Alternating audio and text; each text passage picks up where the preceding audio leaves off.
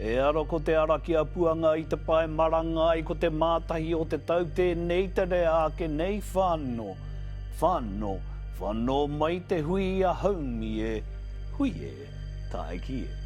This week on The Hui. Today our mission is to execute a search warrant under the Gangs Act 2024. Cracking down on gangs. The purpose of this warrant is to locate the clothing worn by at the time of his offending. 6 months after gang disruption units were rolled out across the country, what, if anything, has changed? The target of this warrant wore an article of clothing into a store here in Hawke's Bay. Clearly the gang members are not overly enthusiastic about giving us their patches. Nothing's changed really. I think gangs are here to stay.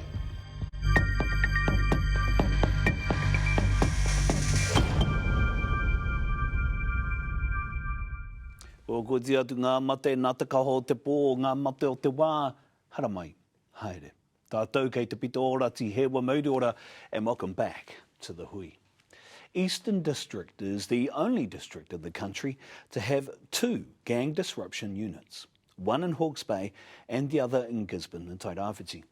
Detective Senior Sergeant James Keene is in charge of both of those units, and The Hui spent the day with him and his team to see what the GDU does. All right guys, thanks for coming. Today our mission is to execute a search warrant under the Gangs Act 2024.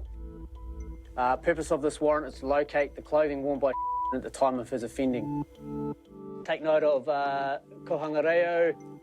It's our target address from a wide view. Note the number of gang associate or gang members' addresses nearby. Our main port of entry is on the front. We do not believe there's children present, but don't discount that. We'll leave here, 10 minutes should be enough. Sound good? Any other questions? I'm officer in charge of the Eastern Gang Disruption Unit. Our role is to investigate gang crime. Our main focus is the new Gangs Act. So if you are wearing what qualified as gang insignia in a public place and it's knowingly being worn and it's on display, an offence has been committed and you're liable to be arrested. The target of this warrant wore an article of clothing into a store here in Hawke's Bay. It's reported through 105. That file comes to the Gang Disruption Unit. The process would be to apply to the courts for a search warrant, and today's the day we're planning to execute that search warrant. No guns? No guns, no guns. Thank you. Oh, yes. Thank you. How do you get tipped off for these kind of things? Often we get notified by security staff at stores, by members of the public, generally phoning into the Police 105 number. Police units out and about might witness something.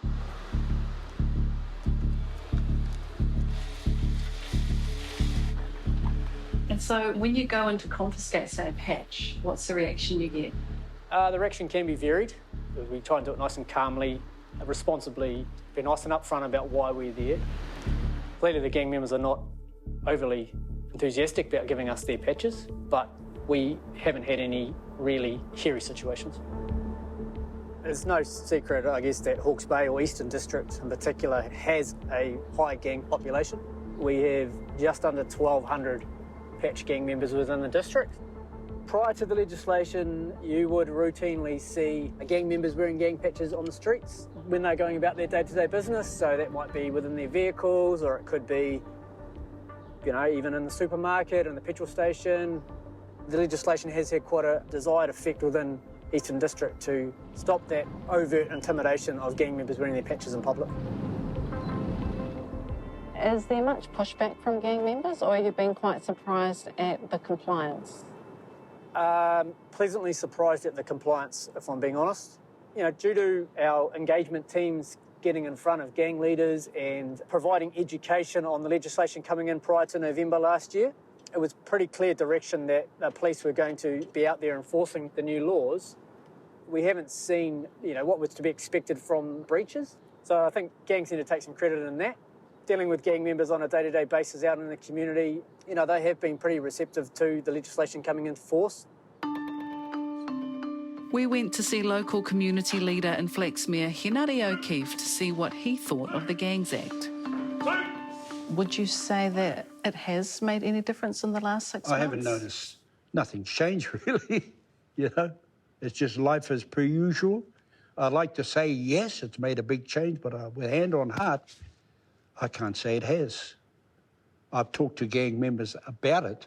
Bro, what do you think of these gang patches, having those removed?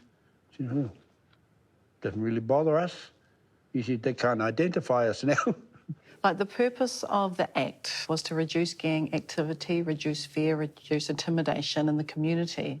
Do you think the community feels any safer after the legislation? The removal of the patches, yeah, I would say there's a component of our country which would see that as less intimidating. Whatever the legislation is, we're not getting to the heart of it. It's reactive. There are certain factions of our community, I've no doubt, they possibly feel safer. But to the likes of myself, you know, we're around it all the time, so to speak. It's just no big deal. You know, we're not going to legislate our way out of this, out of any form of social ills. I think gangs are here to stay. I don't believe gangs will ever go away. Later on, we caught up with Detective Senior Sergeant James Keene after the search warrant was executed. We arrived at the front door, nice and casual, nice and friendly. Our target came straight out. We explained to him why we were there and the procedures of the search warrant. We asked for the item of clothing. It wasn't at the address because he'd lent it to an associate. He took us into his room. He showed us in his drawers. He showed us around his room. It was all very friendly. He said to us that he's going to arrange for that article to get dropped off at the police station in the next few days. So we've taken his word on that. There was no arresting today. So say he does come through and he drops it off, what will you do with it? That will be seized by us. It will go into our property store until such a time as there is a conviction or a guilty plea, and then a judge or the judiciary will make a decision on what happens to that item ultimately. So it will either be destroyed or it will be given back to him. But police are heading back to the whare shortly. Extremely nice family, lots of moko running around. So we're actually heading back there mid-morning to drop off a food parcel, just because, you know, there's lots of people in the house and understand that sometimes it can't be easy for big families to cope with life, I guess, and, yeah, just a little extra thing that we do on occasion. So. Is that normal? It is normal if the circumstances arise. Often our job is an enforcement job, but we also have another role to play in society, and that's to help people out, and that's the reality of what we do. I mean, the group is set up to disrupt gangs. It's in the name of the group, but at the same time, we offer support where we can. The food parcel is free because police have a relationship with the food charity Nourished for Nil, which lets them access kai for whānau in need. Thanks, guys. From my perspective, the warrant itself went extremely well. Yes, we didn't get the article of clothing, but ultimately everything was nice and friendly, and that's down to your guys' approach, so well done on that. He's mentioned to us that there is some interest for him to leave the gang, so that's a connection for us, right? So we've discussed about getting hold of the engagement team and providing some, you know, assistance to him to sort of get through that process. The gang whānau engagement team's responsibilities are not just with gang members. Part of their responsibility is also to consider how they might be able to influence gang whānau, for example, rangatahi, potentially the future gang members. I try to get my teams to look at how can they address the criminogenic factors in a home. If it's unemployment, if there are drug addictions, no driver licensing, the more we can reduce those criminogenic factors, we can only be helping the situation, both in terms of crime, both in terms of outcomes for not just the whānau, but also broader society. Unfortunately, we as a region have the highest crime rate per capita in the country. We've got the second and third largest iwi in the entire country. I think it was 130 plus from my last count, marae. So there's huge opportunity for us to work with Māori. There is a small percentage of Māori that account for between 2/3 and 3/4 of all police's business here in the Eastern District region. I don't pretend to speak for iwi. From a police side, we acknowledge and understand the importance that the relationship that police has with iwi has to be a relationship of trust if we want it to be meaningful in any way. We've made 69 arrests for gang insignia breaches. At the moment, we've seized 17 gang patches, that's proper gang patches, and approximately 59 other items of clothing that would be considered gang insignia. Probably close to half of the investigations that we do uncover never are ever taken any further because as a team we determine that the reported insignia breach is not actually considered a gang insignia, so that person is free to wear that article of clothing under normal circumstances. Yeah. We've always enforced the law and we know where we've ended up as a consequence of that. So there was really an opportunity for us to think, OK, how can we engage? We don't want anyone getting arrested. We don't want them in our police cells and we don't want them going through the courts either. Aroha Treacher tēnā pūrongoa kāti. After the break, we have Assistant Commissioner New Zealand Police Paul Basham. Kia tatunu mai rai ngai wi ki tā tātou hui.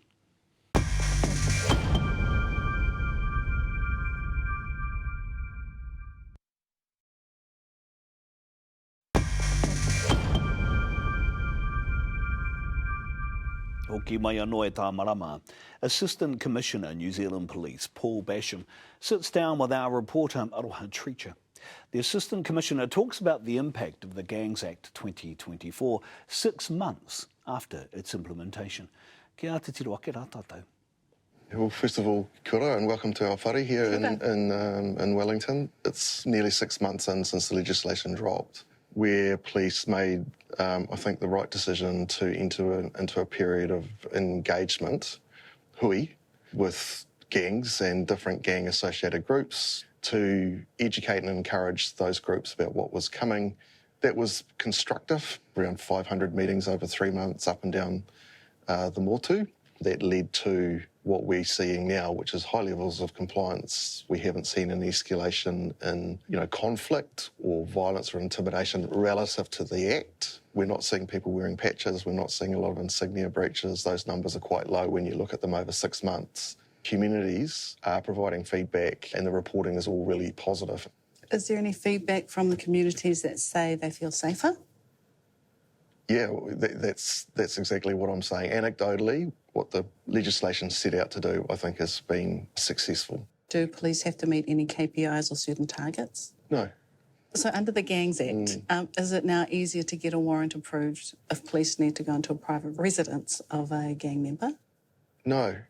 I mean, there is a process. We have to go to a court, apply for a search warrant. The standards required for that search warrant haven't changed, and the judgments that the court needs to make before they issue that warrant haven't changed at all, so no. Say I'm a member of the public and I see someone in Kmart who I think is wearing a gang patch and I can just ring maybe the 105 number and report them. Sure. Is that strength enough to have a warrant issued? We would receive the 105 report. We would undertake an investigation and look to do some work to see if we could identify, 1, and confirm that it was a gang patch, 2, the person who was wearing it, 3, are we able to say definitively that we've identified the person and that we have an address for that person. So if those kind of elements of an investigation are met and we're able to then go to the court and seek a search warrant, then that's the sort of process that we would undertake. So, but there's a whole lot of steps between a 105 report and us walking through the front door of an address to execute a search warrant. Right. And, we don't issue our own search warrants, right? Yeah. People might be surprised about that too. As I understand, you may not always need to go through a judge to get the warrant executed. Correct me if I'm wrong. So there are certain provisions that allow us to execute a search without warrant. So that's true, but the starting point is always about, to obtain a properly court-authorised warrant. To the best of our ability, we would look to observe everyone's privacy and human rights as we go about those search warrants, particularly around children and or women in the house, including and old people for that matter as well. When we are walking into an address or walking onto a property, what is the things that we need to be alive to and aware of in terms of human rights, privacy, tikanga, So the GDU, the units that have been set up, well, in particular Hastings, because we've Gang got to spend disruption some... unit, yeah. Yep. Got to spend some time with them. Are those officers that are in that unit, do they get any special training or processes put in place to avoid any racial profiling of Māori? I can't say that there is any particular training specific to your question. What I can say, though, is, we are a values-based policing service, so we take our values very seriously. Professionalism, respect, integrity, commitment to Māori and the Treaty of Waitangi is one of our values and has been for a very long time. The day that we were there with the team, they did execute a warrant. Sure. And there was a surprise of young children being on the property. Right. So how are the officers trained in those situations? If we hold intelligence or we have information to suggest that there are young children at the address, then we will adjust the approach that we take to the way that we will go about that search warrant. We can adjust for that and make sure the right supports are in place. After they'd executed the warrant, a couple of the officers went back and gave food to the family because they could see this family was in need. It was quite a surprise for me to see that level of compassion. Look, we won't always get it right in these contexts, but on this occasion, that's a really positive example of our values. When I see organisations like Destiny's Church that do have, say, jackets that look like patches, how do you make that distinction of, do we prosecute these people or prosecute these ones? I just use the Destiny example because they've been in the media lately for quite a lot of aggression. Yeah, it's a fair question. There are specific provisions to way a gang is put on the schedule that applies to the legislation. There's a pretty compelling argument that Destiny Church at this point, when I say compelling argument, we would assess that group doesn't meet those conditions at the moment for a variety of reasons, although there are many that might debate that point. The gang scene in New Zealand is a very complex one, from outlaw motorcycle gangs to sort of more ethnic gangs. The Black Power and the Mongrel Mob and various variations in that is very nuanced. I can't say that we had positive engagement with all of the gangs, but what I can say is we had positive engagement with most of the gangs, across the ethnic gangs in particular. We aspire to be quite a police force that reflects the community. Given the amount of interactions that occur up and down the country every day between police and the community, and in this context, gang members, the relative lack of violence that occurs in that interaction, I would argue, reflects that professionalism on our part, and the fact that those relationships, for the most part, are pretty, what's the word? Well, it's New Zealand, right? It's New Zealand. We live here together. No rere te iwi he kōrero no te haere ake whai muri I ngā whakatairanga ko tō tātou tāpui tāmaka. Our panel of experts, Professor Tracey McIntosh and Fa'afete Taito, are with us next.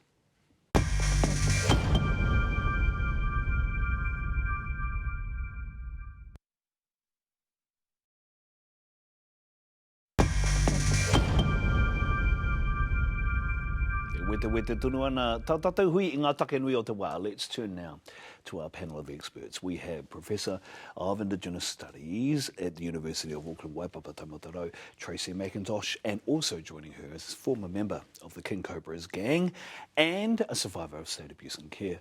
Fa'afete Taito is with us as well. Ko rangatira tēnā kōrua, no mai. Thank you very much for joining us. Fa'afete, let's start with you. Okay, we've heard from the police. In both of those parts. What are you hearing on the ground? What are communities saying about the GDUs? Yeah, I guess I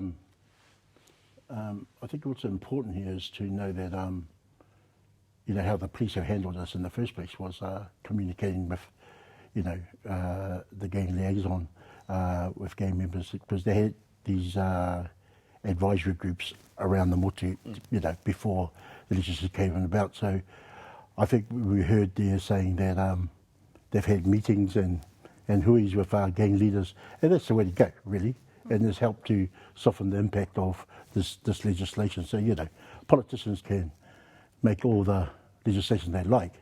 It's who's going to carry it out. And so for the police, hats off to them for meeting with the gang farmer first and explaining to them what the legislation. So in terms of on the ground, yeah, it hasn't really made an impact on the gang farmer that I've heard. Not much impact at all? No. Wow. No. So Tracey, you know, I thought this was going to be the disruptor. I thought this was going to be the big change. That doesn't seem to be the case at all. No, and I think we have to think about what it does and what you want it to do. So I would sort of sit this within, you know, what I would call performative policing. So performative policing, really it's about what the external, what mainstream society thinks is happening, but it's quite different to what's happening inside. And so that notion around really disrupting what? You know, and for what gain? So I think if you really wanted disruption, surely you would want to see greater levels of flourishing, tamariki feeling much more secure and confident, and that would be your desistance policy, because there would be other pathways opened up to you. I don't know if we can just sort of focus on gang patches and regalia is going to do anything like that. I don't think any of those who sit within those places ever expected it to. Yeah, and that's the thing this was sold on, right? It was on gang patches. So after 6 months, 6,052 charges laid, 132 patches seized. I mean, Feke, is this like a bit of a Trojan horse just to try and get gang patches, and there's only 132 of them anyway? Yeah, I mean, yeah, is that worth it all? Like there are 6,000 arrests. How much, you know, of our resources have gone into that? And what's the outcome of those? What would the outcome be of that? Nothing really. You know, if we looked at that story we heard just then, you know, the judges can either give it back to them, or they can, you know. So yeah, for me, who's safer out of this? You know, what intimidation was there? You know, what sort of gang intimidation do that, and to who? Yeah, that seems to be the selling point at the beginning, was the reduction of intimidation, right? Is there a change of feeling of intimidation at all? I'm sure that there are people, members of the community, broader community, that do find gang patches and regalia, and actually, to be honest, it's concentrations of people that they would that some would certainly be intimidated by it, and so there would be many of those who would have welcomed this. But again, what's the broader outcome? The thing with these types of policies, you know, what we call suppression policies, is that the research suggests that they work in the first instance, 6 months, a year, maybe 18 months, but there's no real longevity in them. They don't create the enduring, sustainable changes that we want to see. We've already seen that on the whole. Gangs have largely accepted. You know, we've heard others say, you know, other gang leaders have talked about being largely compliant, and that's largely because I guess the rank and file have followed instruction. Yeah, that's right. And also, you know, where should we be concentrating on? We should be concentrating on creating, you know, creating programs to stop our rangatahi from joining these gangs in the first place. How do you stop that? As we talk, they're recruiting them. State care, still today, are pumping them into, pumping them out. You know, in jails, they're still pumping these gang members. It's not going to stop our gang whānau from joining them. Yeah. So let's talk about that, right? Because I thought there was a process in place where, yep, there was consultation with gangs, but also, and this is part of the work that you worked in, Tracey, when it became part of the Commission and the Abuse and State Care, about trying to find ways in which gangs could be involved in the development of policy. Did that ever happen at all? Well, I mean, it's still, I mean, Feke played a very significant role, and I think we can't really underestimate the role that he played in terms of the inquiry. What we heard very loud and clear, and on the day of the apology, Feke spoke directly to that we're not going to have a solution without having the survivors fully involved. And I think one of the things, if we're wanting to really be serious about social harm reduction, which of course we all should be, you know, everyone wants to be able to step out their door and be able to navigate the world with a sense of confidence that, on the whole, good things are more likely to happen than bad things. But if we're going to really address social harm, then we've got to really think about, well, what was, you know, where did this all start from? And the issue around state harm and the relationships that have come from that is so significant. And I think that's the problem with these types of, you know, around gang regalia, around patches.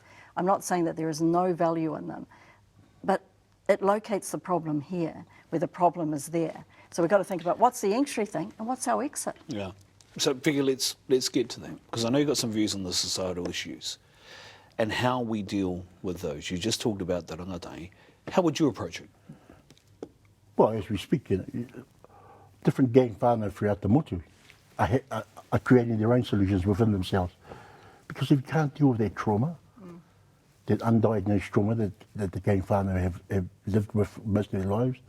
I'm in, my age group, 60s, but, we've lived with under this trauma for 50, some are passed away and passing it on to our children.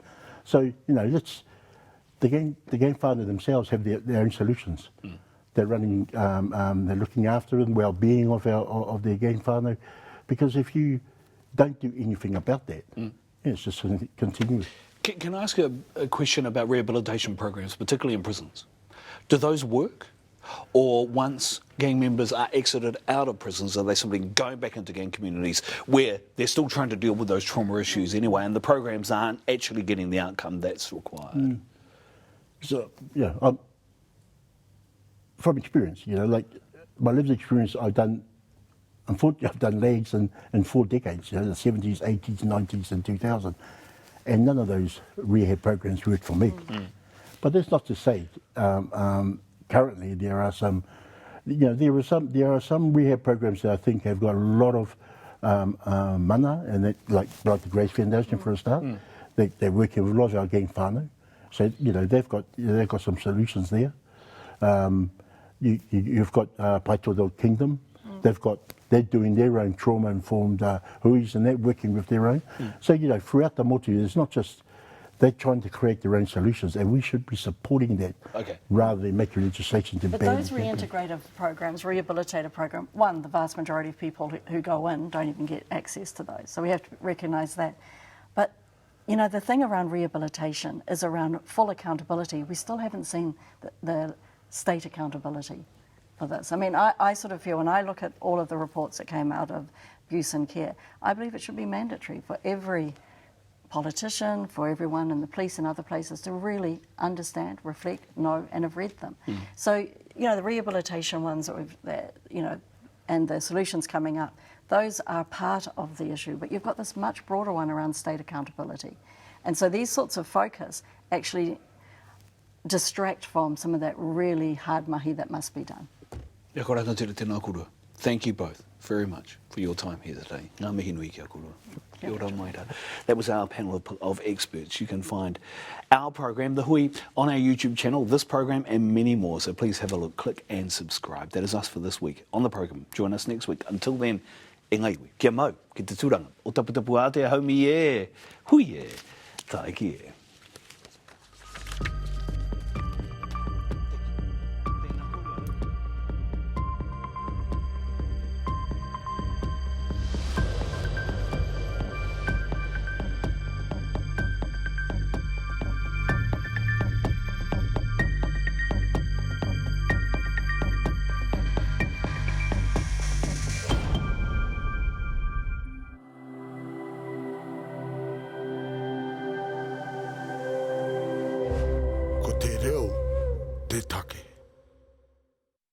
Nā te puna whakatongarewa, te hui, I tautoko.